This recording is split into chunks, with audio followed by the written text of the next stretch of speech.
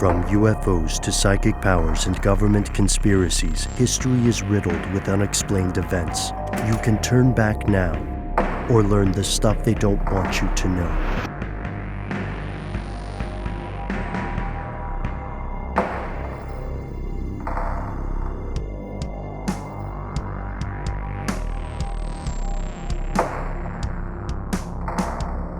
Noel, Matt, before we begin today, I always wanted to ask you guys, because, we've known each other forever at this point, and you all know that I used to do that car show for a long, long time. Did you ever, like, anytime, childhood, adulthood, did you ever want a Rolls-Royce? Or did you ever ride in one? Did you ever see one? That's the one with, like, the white tires, right? That's like a feature of old Rolls-Royces, if I'm not mistaken. They have like these white tire walls that kind of have to be kept really pristinely clean.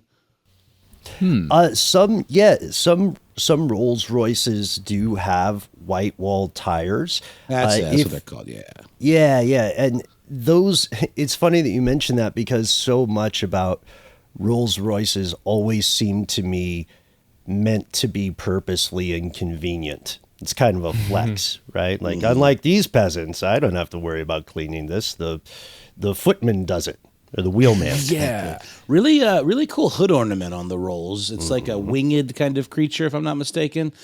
I guess, I don't know. There are probably only cars around still today that still kind of look like old-timey cars. They have those really cool, like, wheel wells and almost have, like, the Model T kind of, like, classic vibe. So I definitely appreciate them aesthetically. But no, I don't even think they're even as fashionable as they used to be, even in like pop culture. People are more talking about like Bentleys and Bugattis than they are Rollses. Well, and the Maserati, yeah. Yeah. I guess what I wanted to bring up is that it did seem like a car that you, as the purchaser, didn't really drive. It was driven generally, at least in pop culture, by somebody else. You're just a passenger in the back, and that's what all of the luxurious things that existed in the car were for you to sit in the back and enjoy those while other people did, the stuff like getting you from place to place and keeping you safely alive. Presumably named Jeeves. Well, Jeeves is the butler stereotypical name. What's the stereotypical driver name? Charles? It might be something that sounds like a last name. Yes, I don't know. Benson, Charles perhaps. There we go. And Hedges riding shotgun. Remember, we talked about that with our buddy Nick the other night. Remember that commercial, the Grey Poupon commercial, where they pull up alongside the fancy, I think it's a Rolls-Royce, and pardon me, do you have any Grey Poupon? Oh, yeah. That is the image I always associate with that level of opulence. Forever and all time. And the Spirit of Ecstasy, which is the name for that hood ornament, that sculpture, is also synonymous often with just disgusting luxury. And Matt, you made a fantastic point about how the idea of these vehicles was one of kind of detachment from the road. It was very much a carriage, right? And the back seat was, you can see this sometimes in Maybachs now as well. The back seat was like its own isolated first-class cabin. Rolls-Royce is still around. One time, in a burst of ill-informed impulsiveness, I actually got kind of close to buying a used Rolls-Royce. And I never told you guys this because it's a story where I don't look particularly good. Luckily, we had our old pal Scott Benjamin there to talk me off the ledge. This was I highly suspect it was a former drug dealer's car. It was all white and all custom red, white leather. It had this just egregious bright red shag carpet, like so red that I could see it red shag carpet. And the guy who was selling it was at this car show and didn't want to answer any questions about where the car came from or how he got it. And anchoring is a real thing in psychology. So I was very lucky to have someone there to say, look, no, this many thousands of dollars just sounds like less than it actually is, because you're seeing it in comparison to like a Lamborghini or something super fancy that I would never buy. Anyway, so Rolls-Royce is primarily known for automobiles, but that's actually a division called Rolls-Royce Motors. Rolls-Royce is into a lot of things, marine operations, they're into controls and data services.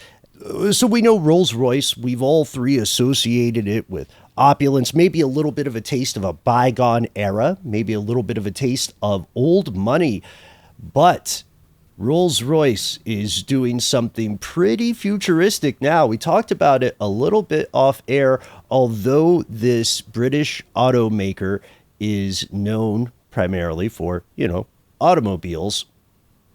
They recently announced that they are getting into the nuclear reactor game, which is kind of surprising. Hold on a second.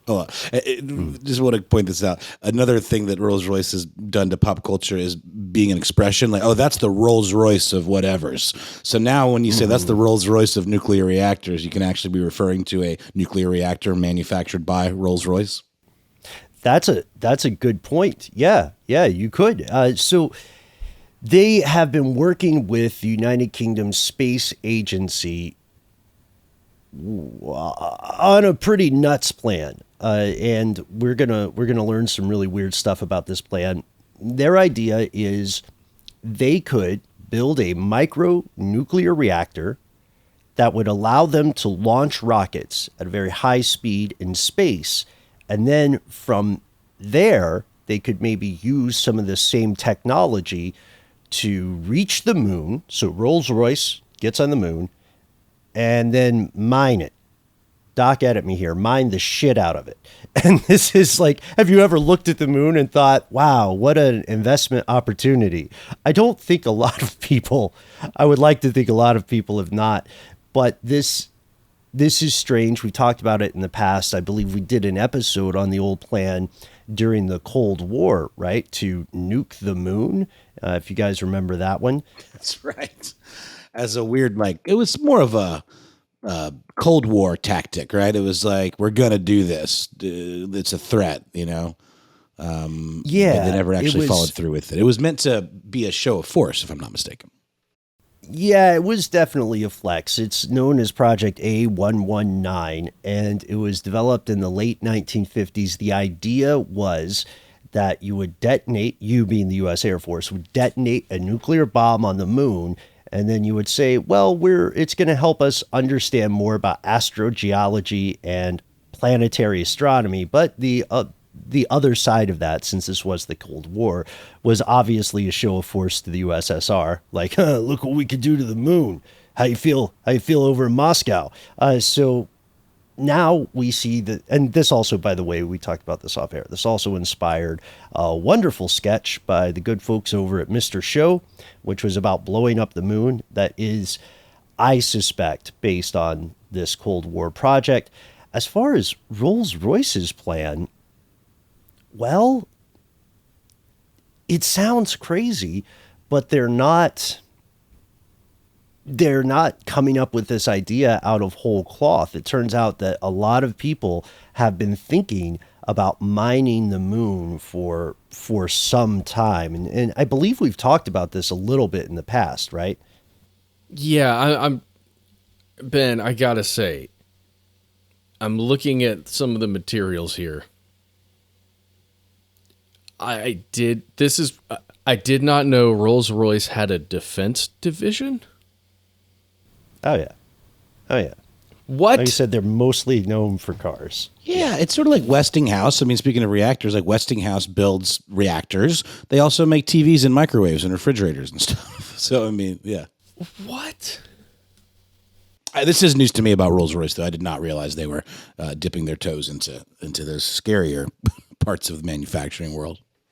Well, they've also, to be fair, they've been working with the United Kingdom to develop nuclear armed submarines. They also help maintain the existing fleet of what are called Vanguard class nuclear subs in the UK. They're a company that does more interesting stuff than just super fancy pants cars. But in this situation, though, when we're talking about what you could mine on the moon, there's a little bit of coin to be made. You can find that the moon contains metals like iron, titanium, aluminum, magnesium, and because the moon is not subject to claims of sovereignty, this means that the legality of whether to do this is still kind of up in the air. What are people going to do? Go to the moon and stop you? But doesn't that make it like a diplomatic nightmare? And once you say you get there first, then somebody else gets there. How do you? Isn't that just like doesn't that become like a turf war at that point? If no one actually has any like boundaries around any of this stuff, it can, yeah. And then it gets that situation will inevitably come to a point of profit sharing, and then a little bit of quid pro quo horse trading.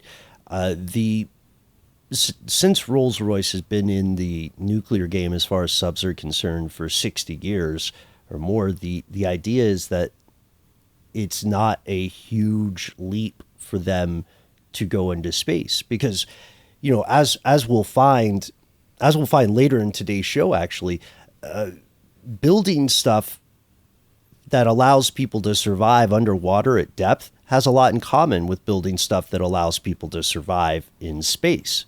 Think about a submarine. The air has to be recycled. There has to be a consistent source of food and energy. These are things that have a lot in common with the challenges of building human, I almost said infested, human-occupied spacecraft. So the question here really, I think, to the point about diplomatic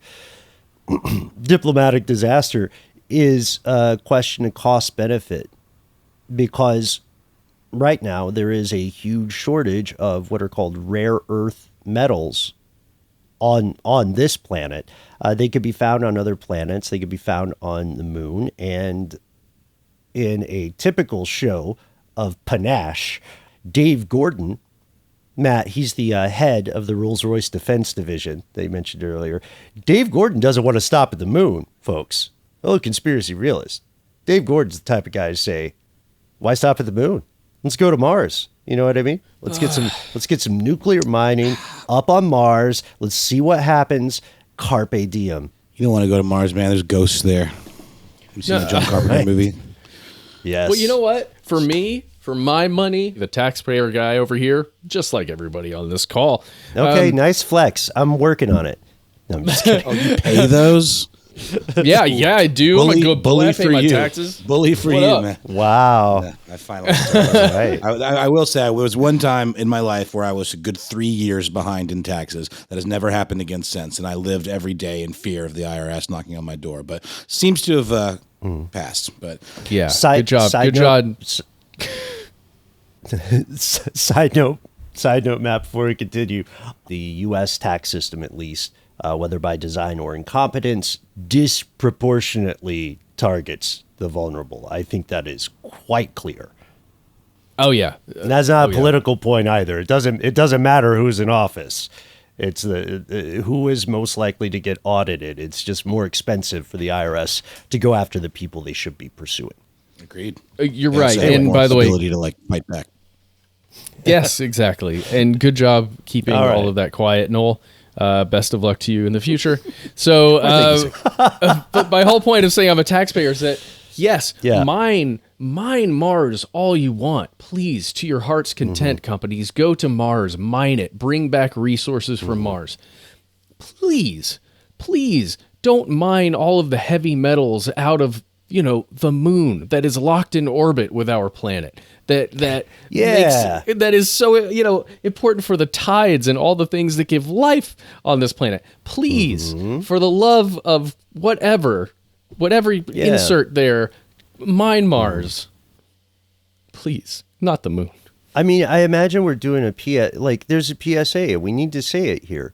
You'll want to look back on this period of time and think, I could have saved the last werewolves. But instead, I was super into destroying the moon. And this is, this is a serious, something like that. This is a serious cause. you do make an excellent point, right? And we know that just based on the rough cocktail napkin math, it's highly unlikely that somebody would very quickly mine so much material, extract so many resources from our planetary sidekick, from the lunar Robin to Earth's Batman. It's unlikely that it would immediately drain so much mass as to affect the gravity, but also we don't really know. No one has ever, as far as humans know now, successfully mined the moon, right? A couple of people showed up there, they played golf, they put some flags on it. As Norm Macdonald pointed out, there was one guy who got all the way up to the moon and then had to stay inside and watch the other dudes, cavort around.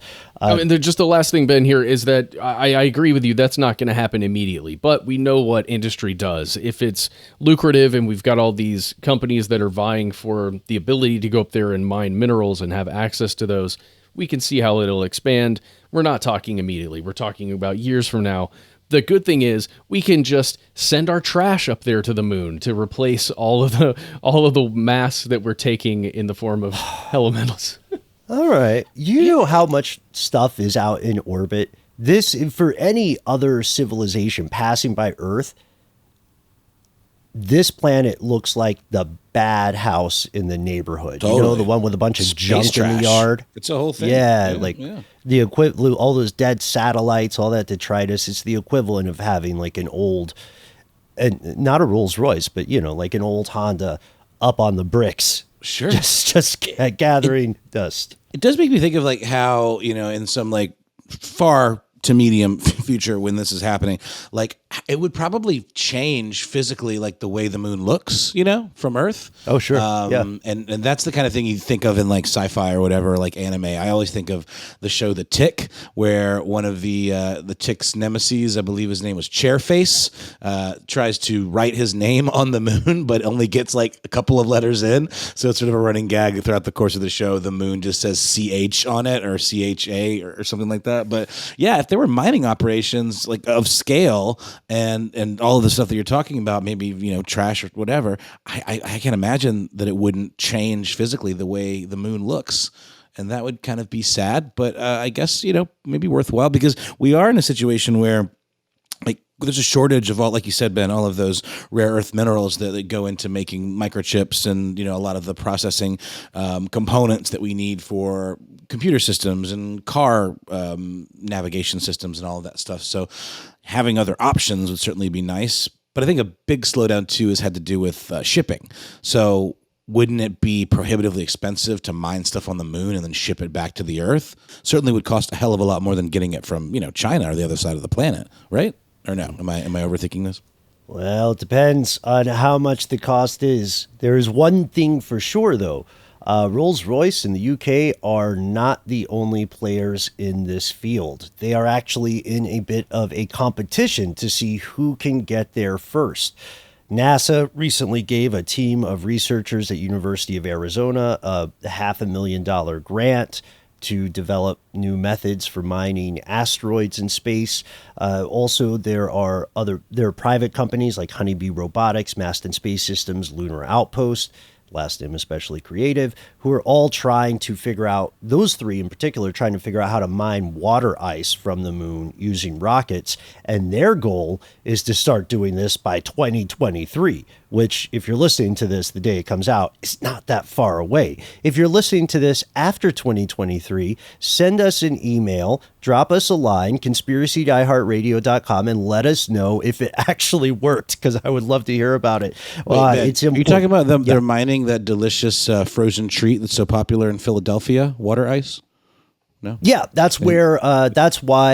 That's why water ice is primarily originally located in Philadelphia. That's where the first lunar rock hit that contained water ice and all of the flavors. So except no substitutions, we're going to move on. The last thing we'll say, even though this is an exciting, scary time, and I think this could be a full episode as we see people get closer to becoming the next subject of an Ozymandias poem, is that people like Peter Diamandis, Neil deGrasse Tyson, and even the financial firm Goldman Sachs have all at some point predicted that the world's first living trillionaires, kind of people who would make Jeff Bezos look like a pauper in comparison, the first trillionaires will be the people who make their fortune in asteroid mining. The future is still a little far off as we record, but we're going to keep an eye on this. I think this is an excellent episode for the future. For now, we're going to pause. If you're listening at night and got a clear view of the sky, go ahead and just shoot a glance up at the moon while it's the way you remember it. We'll be right back.